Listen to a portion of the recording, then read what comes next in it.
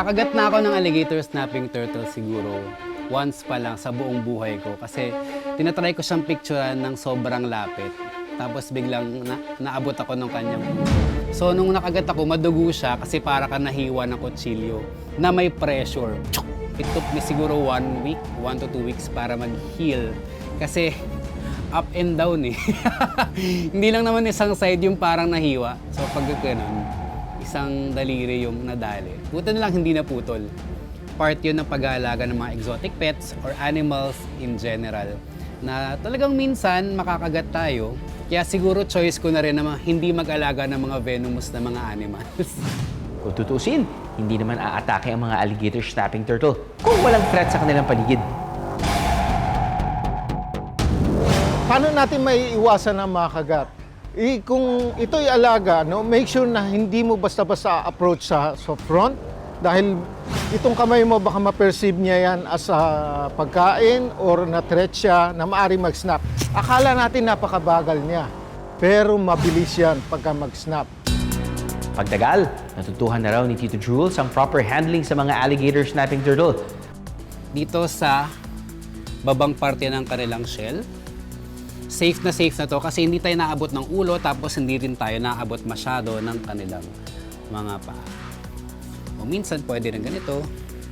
Kaya lang pagdating dito, nakikita nyo, pwede ako maabot dito at madalas nakakalmot nga tayo dito.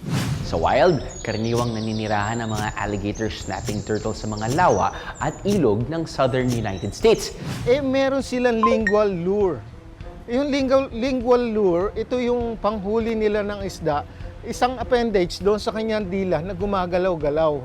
Na pag nakita na isda, napapagkamalan nila na bulate yun. Habang nakabukas yung bibig niyan, gagalaw-galaw yung lingual lure niyan. Paglapit na isda, biglang pak, huli niya. So meron siyang sariling fishing method. So napakaganda nun. Ngayon, balikan naman natin si Tito Jules. Meron din siyang boa constrictor, green tree python, 2 ball python, leopard tortoise, sulcata tortoise, at 2 red-footed tortoise. Kung kanina po nakita natin ang ating mga tortoises na nag-free roam lang sa aming mga garden, ito naman pong ating alligator snapping turtle ay nandito lang sa pond dahil hindi naman sila umaalis sa tubig. Most of their lives, nakatira lang sila underwater and aalis lang sila sa tubig kapag mangingitlog na sila. Classified as exotic pets ang mga alaga ni Tito Jules. Para makapag-alaga ng ganitong hayop, kailangan kumuha ng permit sa Department of Environment and Natural Resources o DENR.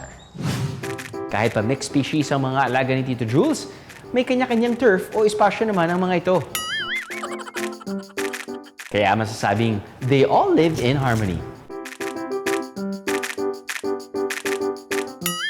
Minsan nga nagsishare pa sila sa pagkain. Ang pag-aalaga ng exotic pets, hindi lang para sa personal na kasiyahan. Dahil may kaakibat din itong responsibilidad sa kalikasan. Sa pag-aalaga nito, pag lumawak na lumawak ang iyong kaalaman, marireach mo yung point na kailangan mong i-level up.